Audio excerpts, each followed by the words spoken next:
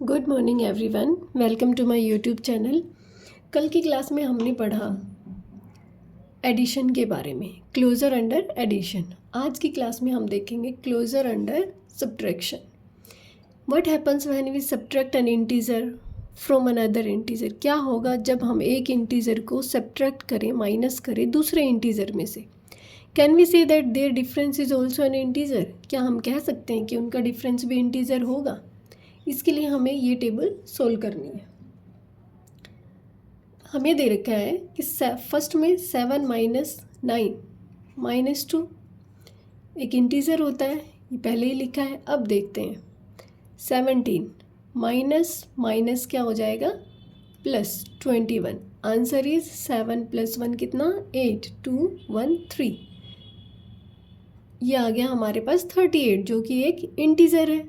अब -8 minus minus यहाँ plus आ जाएगा तो -8 + 14 आंसर इज +6 जो कि एक इंटीजर है। नेक्स्ट है हमारे पास -21।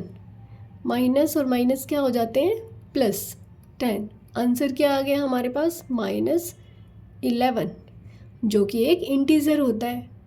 नेक्स्ट है 32। यहाँ पे माइनस और माइनस प्लस 17 ऐड करेंगे 2 7 क्या 9 3 और 1 क्या 4 49 और 49 भी इंटीजर होता है।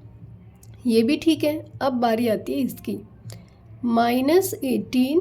माइनस और माइनस क्या होते हैं +18 -18 +18 कैंसिल हो जाएंगे और 0 आएगा और 0 भी एक इंटीजर होता है। नेक्स्ट है -29 -0। किसी भी टर्म में से जब हम 0 माइनस करते हैं तो क्या आता है हमारे पास वही टर्म वापस से आ जाती है, या किसी भी चीज़ में जब प्लस ऐड करते हैं 0 को तो वही टर्म आ जाती है। तो -29 भी हमारे पास एक इंटीजर है। इसका मतलब क्या हुआ कि व्हाट डू यू ऑब्जर्व, आपने क्या ऑब्जर्व किया। Is there any pair of integers, क्या ऐसा कोई पेयर ऑफ इंटीजर है whose difference is not an integer, जिसका डिफरेंस इंटीजर नहीं आया। तो आंसर लिखेंगे no there is not any pair of integer where difference is not an integer. ठीक है। Can we say integers are closed under subtraction. क्या हम कह सकते हैं कि इंटीजर्स क्लोज्ड है अंडर सब्ट्रैक्शन। यस, क्योंकि हमने ऊपर देखा कि सारे सब्ट्रैक्शन करने के बाद भी इंटीजर्स आए थे। Yes, we can see that integers are closed under subtraction. Yes, हम देख सकते हैं कि integers जो हैं वो closed हैं under subtraction. Thus, if a and b are two integers, अगर a और b दो integers हैं तो हम कह सकते हैं कि a minus b is always an integer. तो a minus b हमेशा एक इंटीजर रहेगा। Do the whole number satisfy this property. क्या होल नंबर्स इस प्रॉपर्टी को सेटिस्फाई करते हैं। चलो एक एग्जांपल लेके देख लेते हैं। मान लो ये हमारे पास होल नंबर्स दो ले लिया हमने, कौन कौन से 3 और 5। अब ये a मान लिया, ये b मान लिया। देखते हैं क्या a - b एक होल नंबर आता है। Whole number 3 - 5 = -2। क्या 2 एक होल नंबर है। नहीं, क्योंकि होल नंबर्स तो पॉजिटिव होते हैं, तो होल नंबर्स इस प्रॉपर्टी को सेटिस्फाई नहीं करते हैं। लिख सकते हैं यहाँ पे whole numbers don't satisfy this property. Next है हमारे पास कॉम्यूटेटिव प्रॉपर्टी। कॉम्यूटेटिव में we know that 3 + 5 = 5 + 3 = 8। That is the whole numbers can be added in any order. कि इन होल नंबर्स को हम किसी भी ऑर्डर में ऐड करेंगे तो आंसर वही आएगा। In other words addition is commutative for whole numbers, या कह सकते हैं कि एडिशन कॉम्यूटेटिव है होल नंबर्स के लिए। जैसे a दे दिया इसने कितना 3, b दे दिया 5। हम कोई और एग्जाम्पल भी ले सकते हैं कि मान लो कि a है 4 और b कितना 7। ठीक है, जब a प्लस बी करेंगे तो b प्लस ए के बराबर आना चाहिए, तब तो हमारी प्रॉपर्टी है ये। a प्लस बी करेंगे 4 प्लस 7 को ऐड कर लो या 7 प्लस 4 को ऐड कर लो, आना तो 11 ही है। इसका मतलब होल नंबर्स इस प्रॉपर्टी को सेटिस्फाई करते हैं। अब कैन वी से the same for integers also, क्या हम ऐसा इंटीजर्स के लिए भी बोल सकते हैं? एग्जाम्पल देखते हैं। वी हैव प्लस का 5 और -6, जब हम इन दोनों को ऐड करते हैं तो हमारे पास क्या आता है? -1। और -6 b प्लस ए करते हैं तो हमारे पास -1 ही आता है। ठीक है, सेम करते हैं। अब नेक्स्ट हम इसको सोल्व करके देखते हैं। Are the following equal? देखिए, -8 -9, -8 प्लस -9 कितना आंसर आएगा? -8 -9, 9 8 -17 आया, इज इक्वल टू, जब -9 प्लस -8 करेंगे तब भी हमारे पास क्या आएगा? -8, और आंसर आएगा -17। इसका मतलब ठीक है, जब इस टर्म में हम 0 ऐड करेंगे तो भी -45 आएगा, यहाँ पे ऐड करेंगे तो भी -45 आएगा। इसका मतलब ये प्रॉपर्टी लागू होती है इस पे। अब -23 प्लस 32 ऐड करेंगे तो कितना आएगा? -23 प्लस 32 कितना आएगा इसमें? ये आएगा प्लस का 9, या फिर इसका उल्टा कर लें कि 32 में से 23 माइनस करें तब भी प्लस का 9 आएगा। इसका मतलब ये सेटिस्फाई करती है। Try this with 5 other pairs of integers. आपको एग्जांपल के तौर पे 5 ऐसे इंटीजर्स के पेयर बनाने हैं जो इस प्रॉपर्टी को सेटिस्फाई करें। Do you find any pair of integers for which the sum are different when the order is changed? क्या आपको यहाँ पे ऐसा कोई इंटीजर मिला जो जिसका सम डिफरेंट हो ऑर्डर चेंज करने पे? सर्टेनली नॉट, नहीं मिला। We say that addition is commutative for integers. इसका मतलब एडिशन जो है वो कॉम्यूटेटिव है इंटीजर्स के लिए। अब सपोज कर लिया कि a और b दो इंटीजर्स हैं, तो कॉम्यूटेटिव प्रॉपर्टी क्या कहती है? a plus B is equal to B plus A, always ऐसा ही होना चाहिए। ये एडिशन के लिए था। अब we know that subtraction is not commutative for whole numbers. अब बारी आती है सब्ट्रैक्शन की।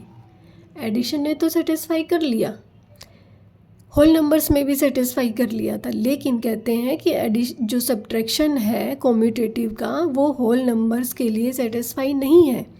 Is it commutative for integers? तो क्या ये इंटीजर्स के लिए कॉम्यूटेटिव है? एग्जाम्पल देखो, मान लो इसने एग्जाम्पल दिया है 5 और -3 का। ठीक है, तो सपोज कर लिया हमने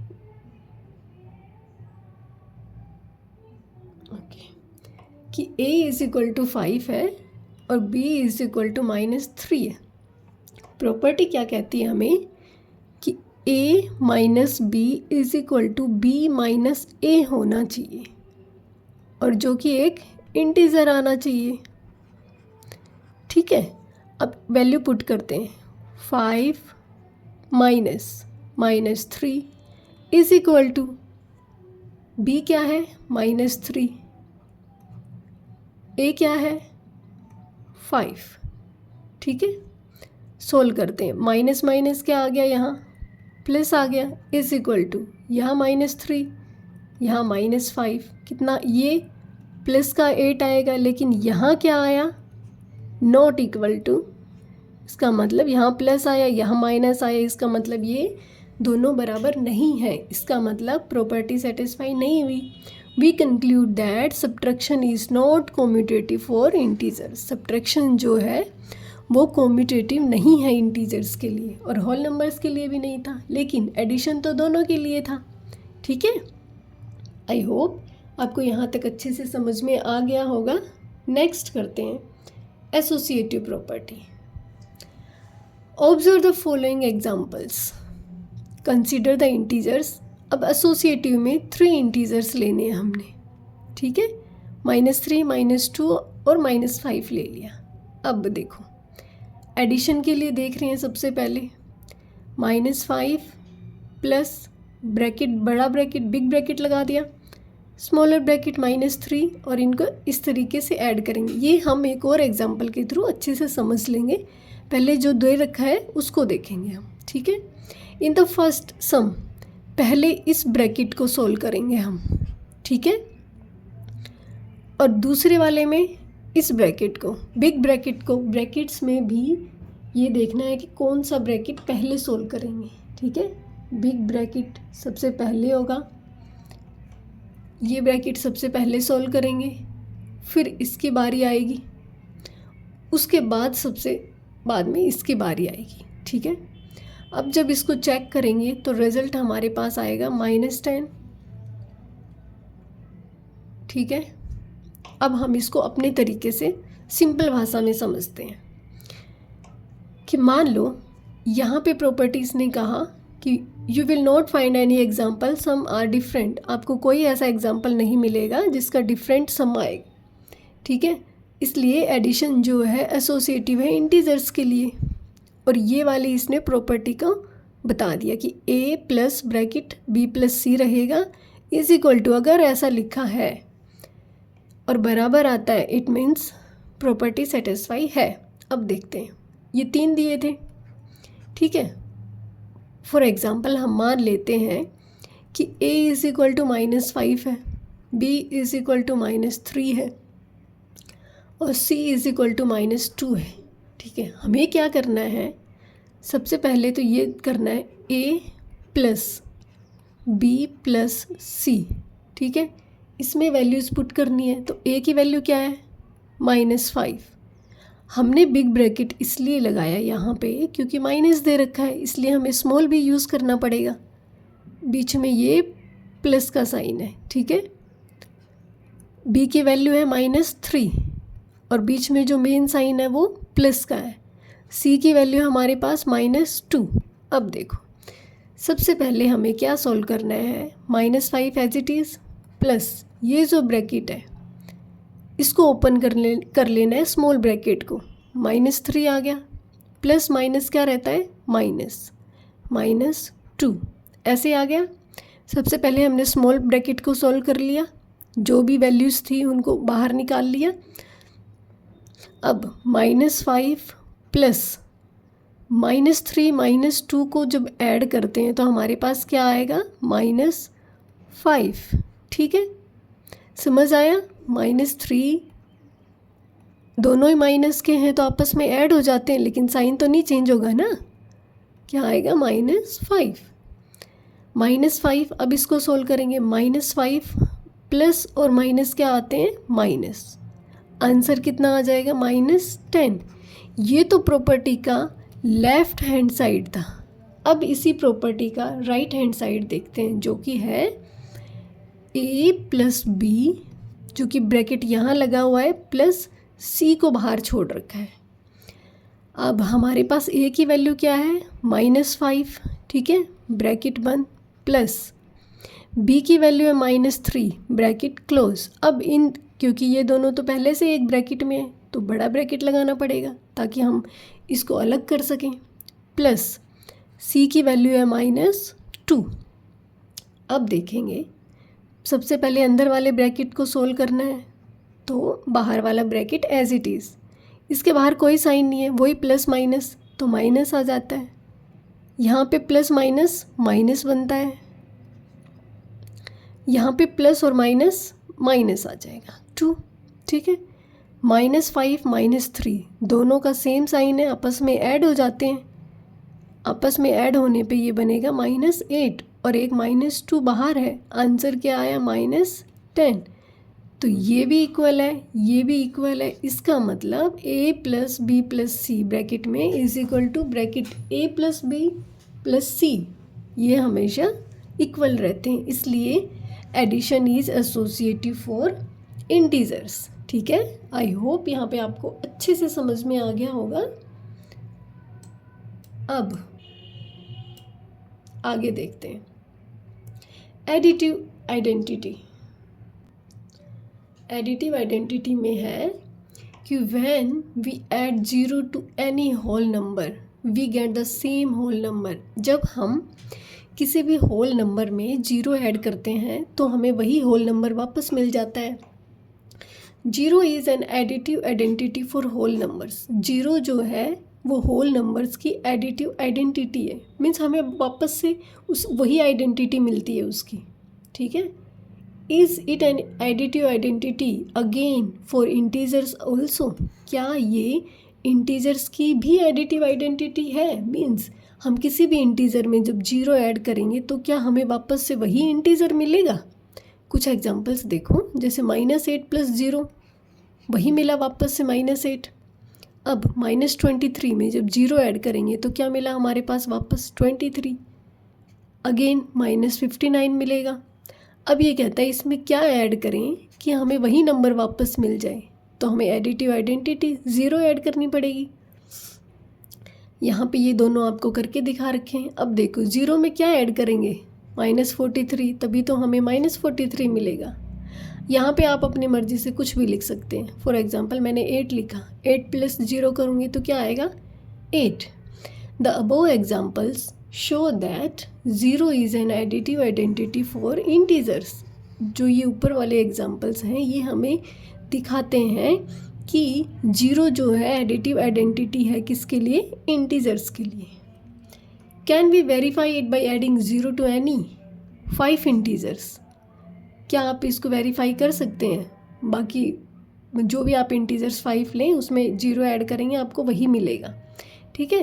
इन जनरल हमें ये याद रखना है कि जब हम किसी भी इंटीजर में ज़ीरो ऐड करेंगे तो हमें वही इंटीजर मिलेगा, या तो हम ऐसे ऐड करके देख सकते हैं तो भी हमें वही इंटीजर मिलेगा, आइडेंटिटी उसकी सेम रहेगी।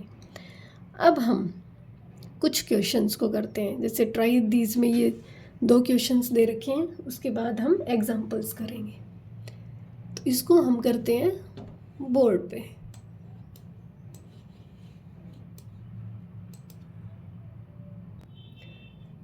वैसे काफ़ी लेंथी क्वेश्चन हो जाएंगे ये दोनों, तो कल हम कर लेते हैं इसके सारे क्वेश्चंस और साथ में ये वाले भी, ठीक है। आज की क्लास में इतना ही। Thank you so much.